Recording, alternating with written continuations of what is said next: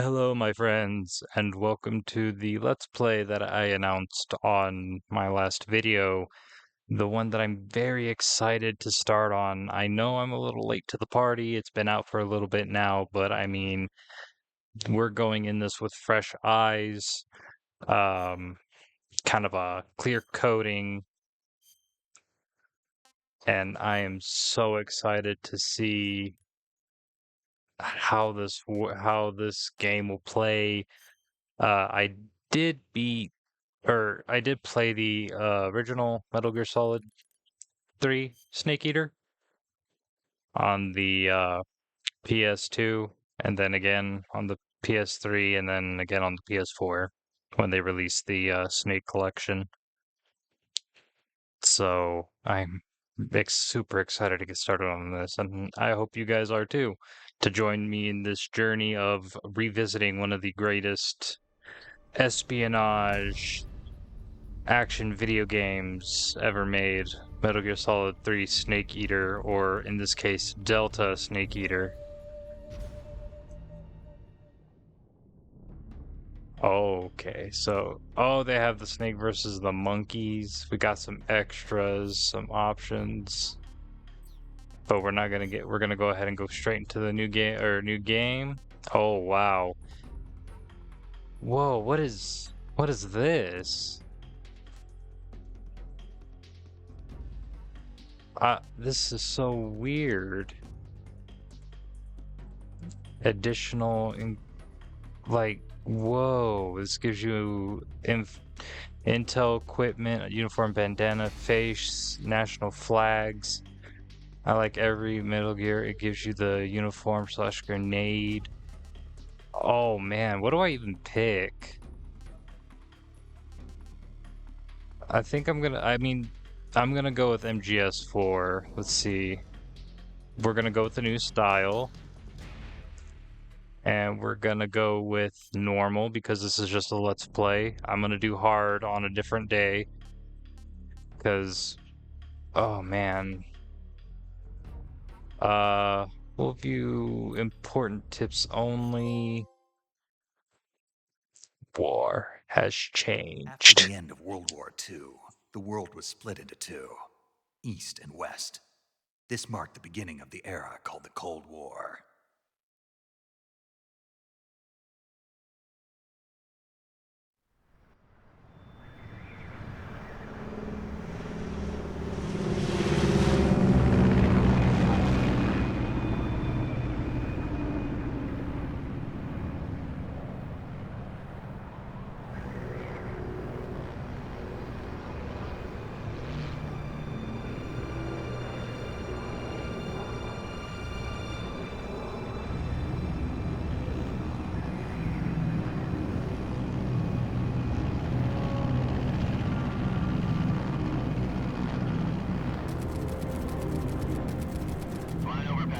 Altitude 30,000 feet. Approaching Soviet airspace. 20 minutes to drop off. Commencing internal depressurization. Equipment check. Arm main parachute. All right. You ready to go? Drop zone still showing a high pressure mass. Cav okay. Good. We've got high visibility.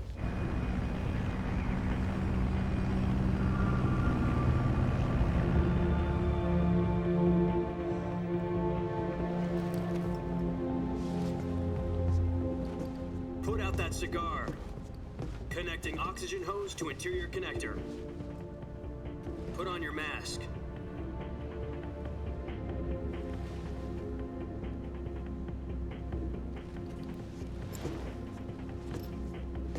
Does this panty waste know what he's doing? Approaching release point. 10 minutes to drop off. Hey, are you deaf? He said put out the cigar and put on your mask.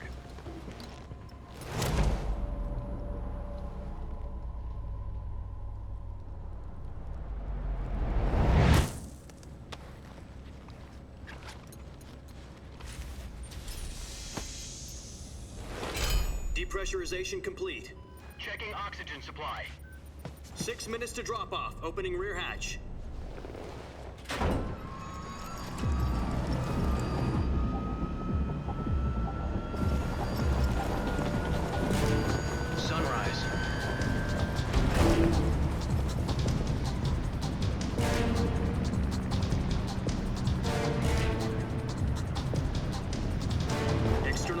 temperature minus 46 degrees Celsius. 2 minutes to drop off. Stand up. You'll be falling at 130 miles per hour. Try not to get frostbite from the wind chill. 1 minute to drop off. Move to the rear. Activate bailout bottle. This is one for the history books. The world's first halo jump. 10 seconds to drop off. Stand by. Status okay. All green. Prepare for drop-off. Countdown. 5, 4, 3, 2, 1. Spread your wings And fly. God be with you.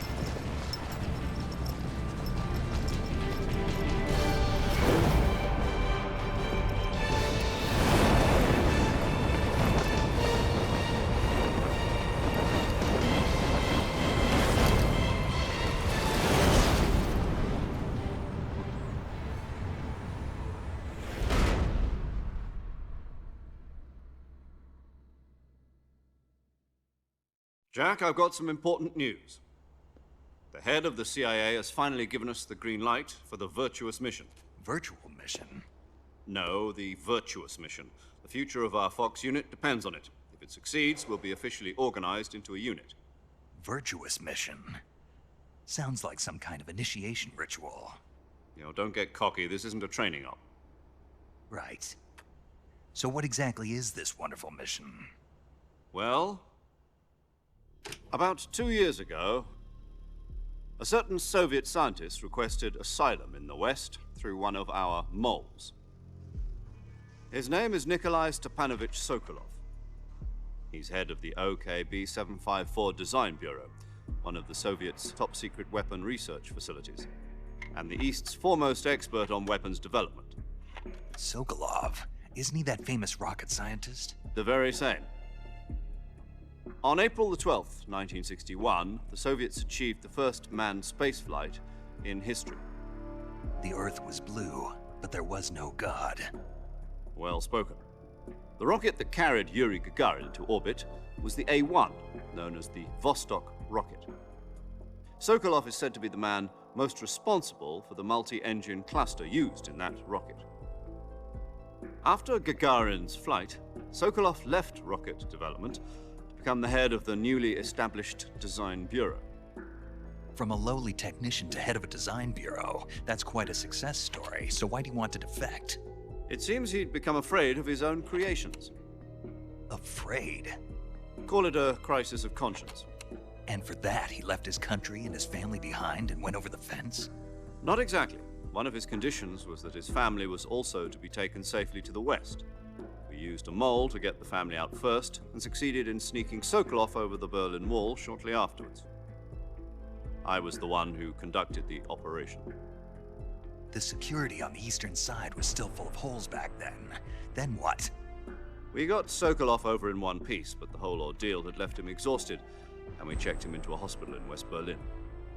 It took him 2 weeks and more than 600 miles to get from the research facility in the Soviet Union to Berlin. He was in no condition to say anything coherent. And it was only a week later that we had something much bigger on our hands. The Cuban Missile Crisis. October the 16th, 1962, President Kennedy received word that the Soviets were in the process of deploying intermediate-range ballistic missiles in Cuba.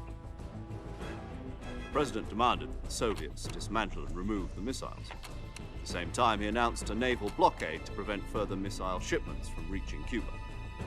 But the Soviets didn't back down, instead placing their armed forces on secondary alert. Soviet transport ships carrying missiles continued on course towards Cuba. US and Soviet forces went on alert for an all-out nuclear war.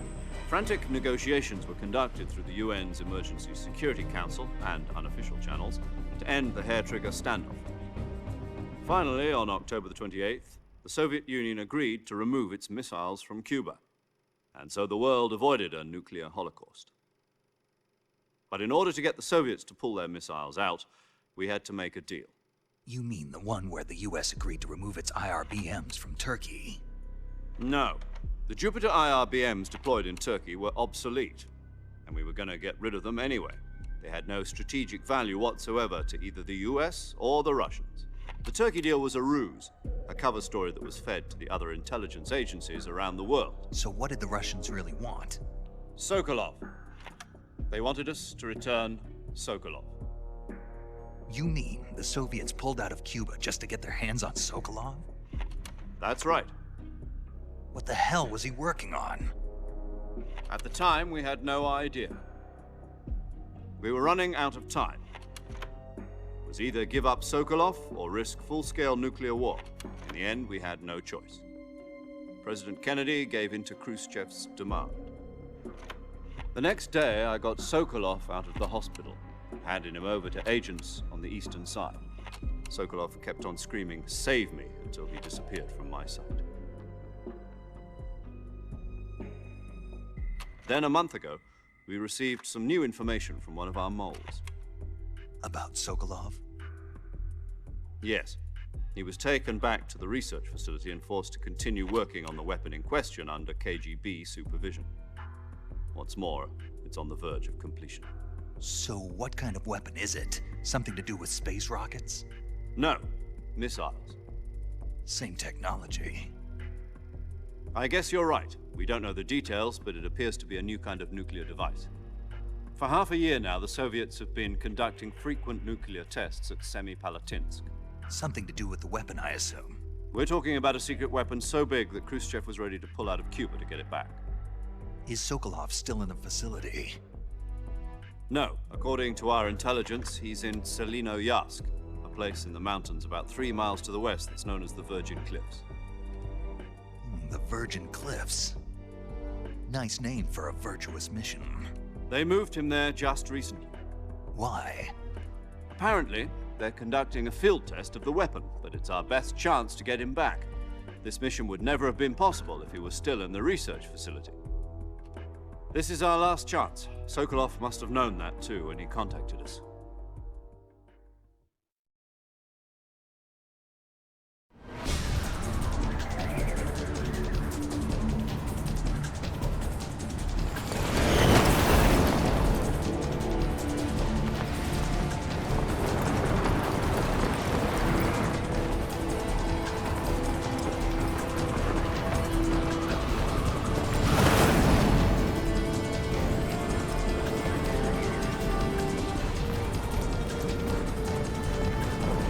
Listen up, Jack. Your mission is to infiltrate Selino-Yarsk in the Soviet mountains, ensure the safety of Sokolov, and bring him back to the west.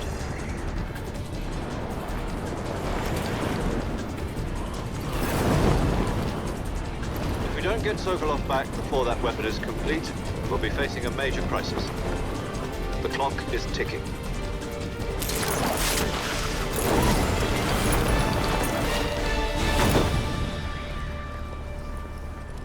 Once we've confirmed the rescue of Sokolov, stand by at the recovery point. A recovery balloon will be dropped at that point. Helium will be pumped into the balloon to inflate it. The process takes about 20 minutes. Once it's complete, the gunship's arm will latch onto the balloon and pull it up. The Fulton surface-to-air recovery system. I'm familiar with the theory. Take it easy. It's been combat proven. Do you think Sokolov is up to it? The shock will be less than during a parachute jump, and the arm can handle up to 500 pounds. So you're planning on going over the border in a single combat Talon? She's equipped with 2 6-barrel 20mm Vulcan cannons, as well as 2 40mm machine guns. Sounds like she could hold her own against a battalion of tanks.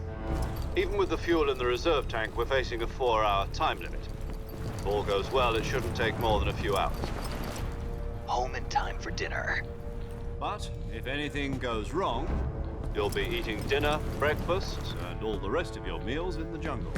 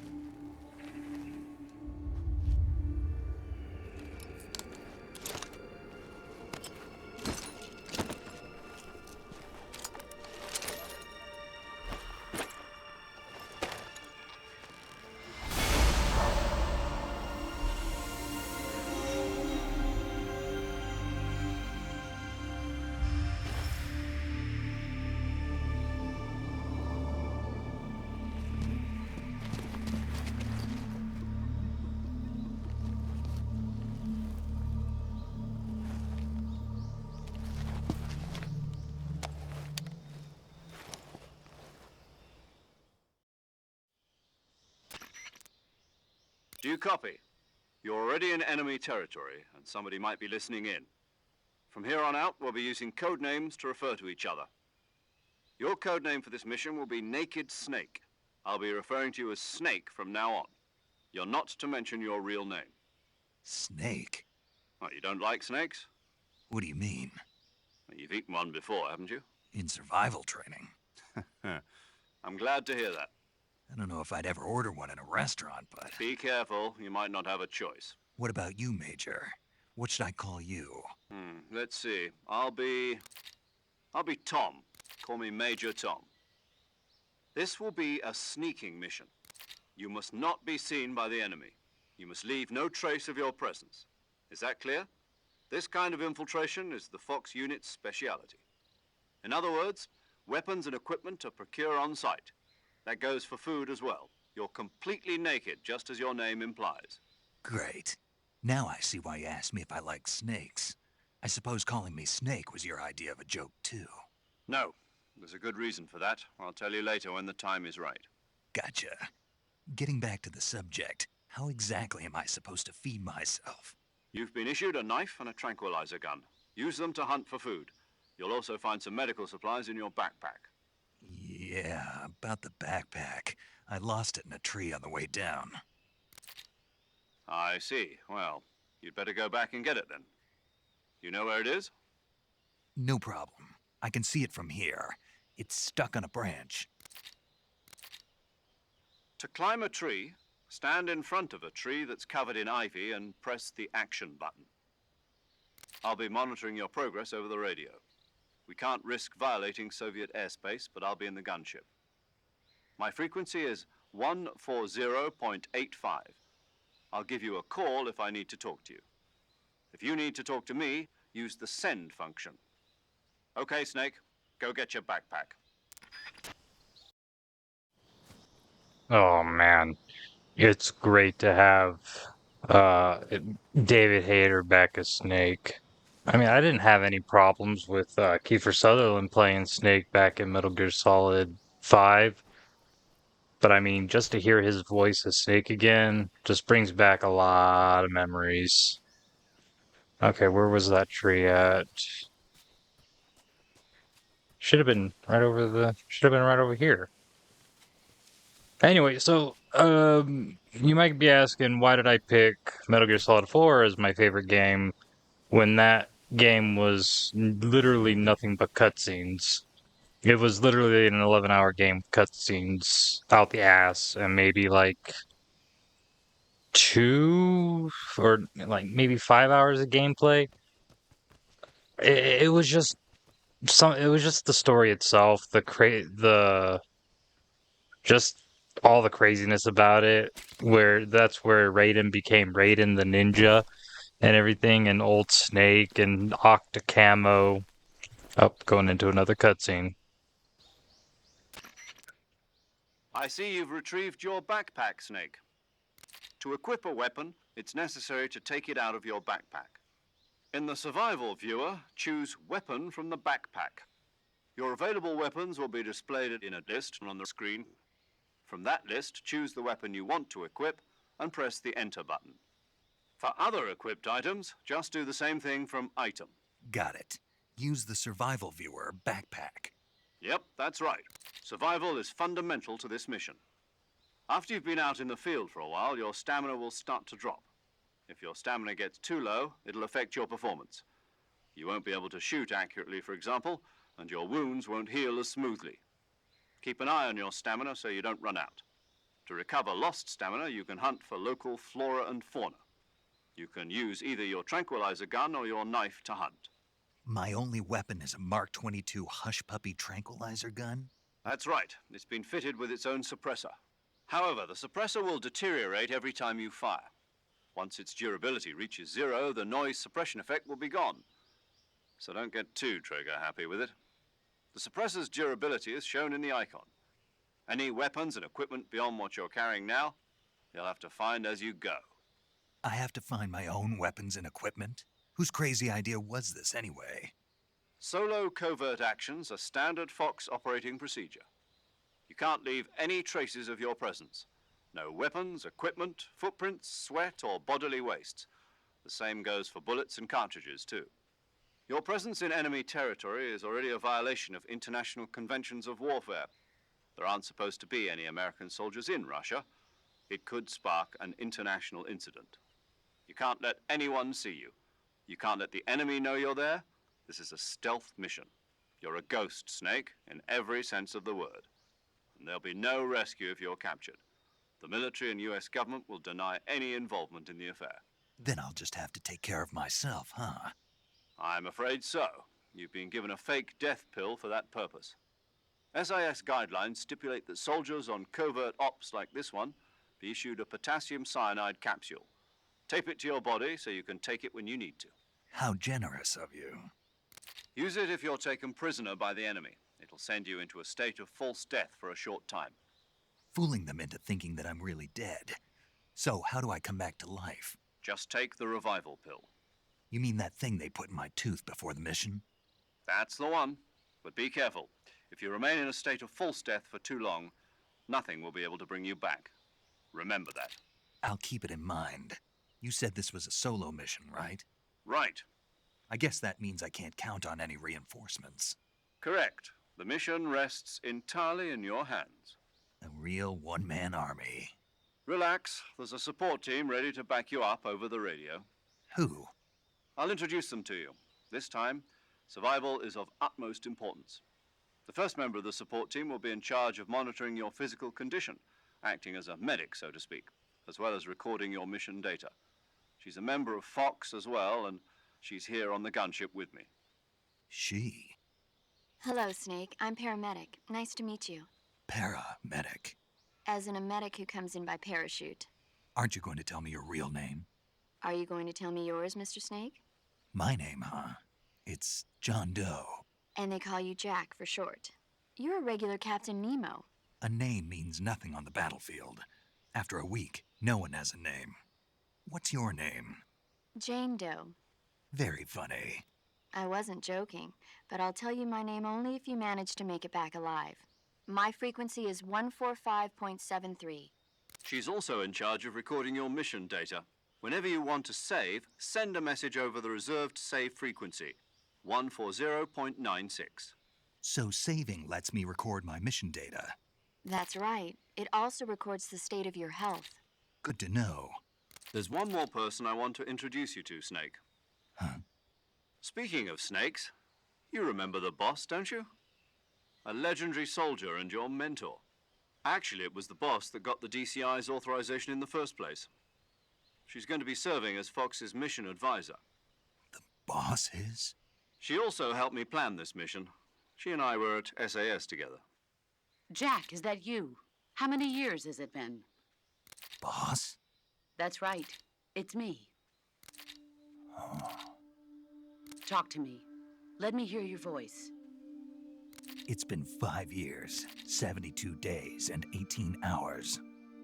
You've lost weight. You can tell just by the sound of my voice. Of course I can. I know all about you. Really? Well, I don't know anything about you. What's that supposed to mean? Why'd you disappear on me all of a sudden? I was on a top-secret mission. You didn't need me anymore. But there were still so many things I wanted you to teach me. No, I taught you everything you needed to know about fighting techniques. I taught you all I could. The rest you needed to learn on your own. Techniques, sure. But what about how to think like a soldier? How to think like a soldier? I can't teach you that. A soldier needs to be strong in spirit, body, and technique. And the only thing you can learn from someone else is technique. In fact, technique doesn't even matter. What's most important is spirit. Spirit and body are like two sides of a single coin. They're the same thing. I can't teach you how to think. You'll just have to figure it out for yourself. Listen to me, Jack. Just because soldiers are on the same side right now doesn't mean they always will be. Having personal feelings about your comrades is one of the worst sins you can commit. Politics determine who you face on the battlefield. And politics are a living thing. They change along with the times. Yesterday's good might be tomorrow's evil. Is that why you abandoned me? No, it had nothing to do with you. I already told you, Jack. I was on a top secret mission. A soldier has to follow whatever orders he's given. It's not his place to question why. But you're looking for a reason to fight. You're a natural-born fighter, but you're not quite a soldier. A soldier is a political tool, nothing more. That's doubly true if he's a career soldier. Right and wrong have no place in his mission. He has no enemies and no friends. Only the mission. You follow the orders you're given. That's what being a soldier is. I do whatever I have to get the job done. I don't think about politics. That's not the same thing. Sooner or later, your conscience is going to bother you. In the end, you have to choose whether you're going to live as a soldier or just another man with a gun. There's a saying in the Orient, loyalty to the end. Do you know what it means? Being patriotic. It means devoting yourself to your country. I follow the president and the top brass. I'm ready to die for them if necessary. The president and the top brass won't be there forever. Once their terms are up, others will take their place. I follow the will of the leader, no matter who's in charge. People aren't the ones who dictate the missions. Then who does? The times. People's values change over time, and so do the leaders of a country. So there's no such thing as an enemy in absolute terms. The enemies we fight are only enemies in relative terms, constantly changing with the times. As long as we have loyalty to the end, there's no point in believing in anything, even in those we love. And that's the way a soldier's supposed to think? The only thing we can believe in with absolute certainty is the mission, Jack. All right, but do me a favor. What is it? Call me Snake. Snake. Oh, right. Your codename is Snake. It suits you well.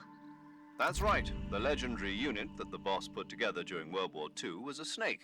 The Cobra unit, a group of heroes that brought the war to an end and saved the world. As long as you've got a legendary hero backing you up, you'll be fine. Isn't that right, Snake? Yeah, I can't think of anyone else I'd rather have with me. Oh, and one more thing, boss. Yes? It's good to hear your voice again. Same here. After all, who knows if either of us will make it out alive? Snake, you are always best at urban warfare and infiltrating buildings. But this is the jungle. Survival is going to be key. Those CQC techniques I taught you are sure to come in handy. CQC? Close quarters combat, huh? I've been in the Green Berets for the past few years. I'm probably pretty rusty. Not to worry. I'll be here to help you remember. After all, this is your first actual survival mission. I'll be supporting you over the radio. Where are you, boss? Next to the Major? The boss is communicating with us by radio from aboard a Permit-class submarine in the Arctic Ocean. My frequency is 141.80. Call me if you need my advice on battle techniques. Gotcha. Your mission is to retrieve Dr. Sokolov. Dr. Sokolov is being held in an abandoned factory located to the north of your current position.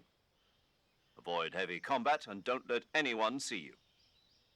Don't forget that this is a stealth mission. Snake, try to remember some of the basics of CQC.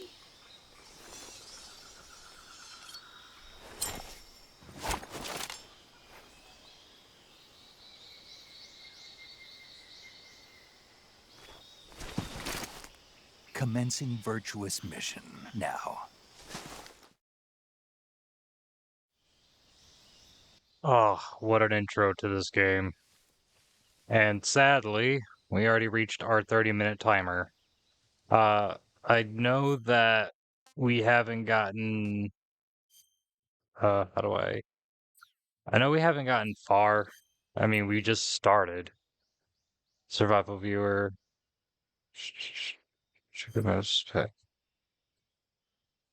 Okay. Oh, so that does that. All right. So again, I'm sorry.